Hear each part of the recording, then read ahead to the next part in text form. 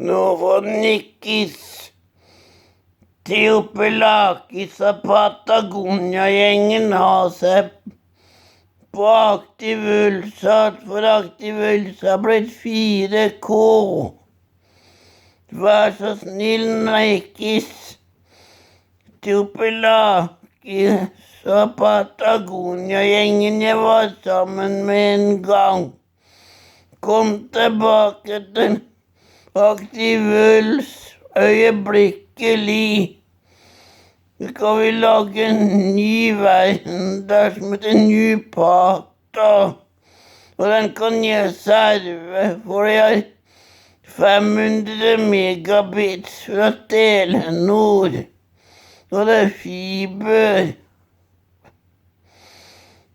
Hei, Granma Sumso. Hei, Granma Sumso. Kan ha satt livet 6 år i Trysil. Ha det.